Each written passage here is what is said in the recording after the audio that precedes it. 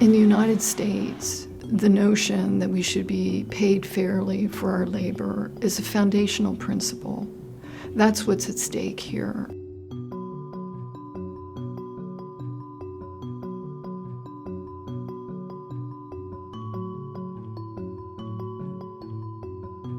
College football and basketball players are the center of this multi-billion-dollar industry. We have an unrecognized labor force that is not being compensated fairly for the work that they do. And it really is as simple as that. Overall, the NCAA and its members generate about $13 billion annually from college sports.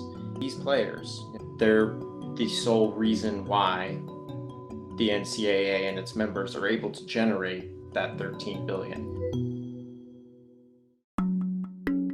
The study that I did with Ramogi Huma, who is the president of the National College Players Association, for college football players as an average across FBS schools, it was about $125,000 in terms of what their unrecognized value was per year. For a basketball player, it was about $225,000.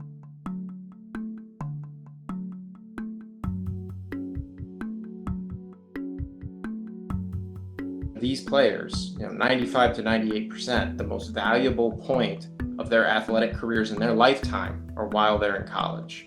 So if you look at them and tell them, we're not going to allow you to be compensated during that period of time, you lose a ton of value as an individual.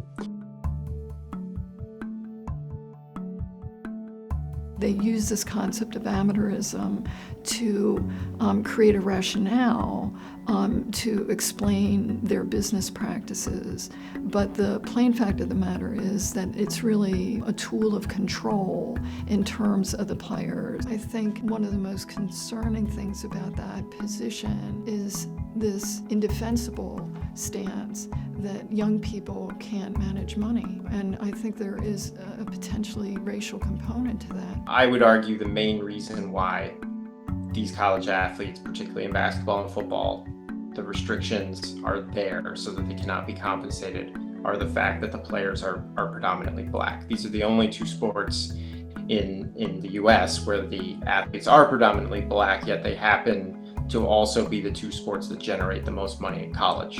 And oh, by the way, the NCAA and the administrators and coaches at these universities happen to be predominantly white. And whether inherently or explicitly, the amateurism rules negatively impact people of color.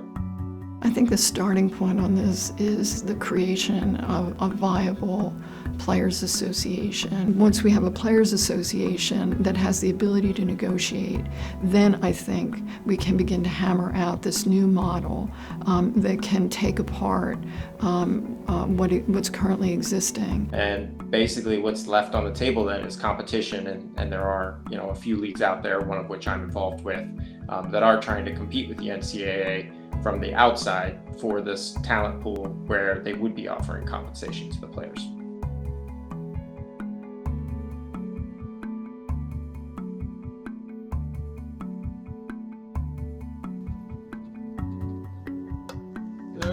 California. Amateurism is a con, and we truly do believe that, and I think that people are starting to realize that on a larger scale, and I hope they continue to do so.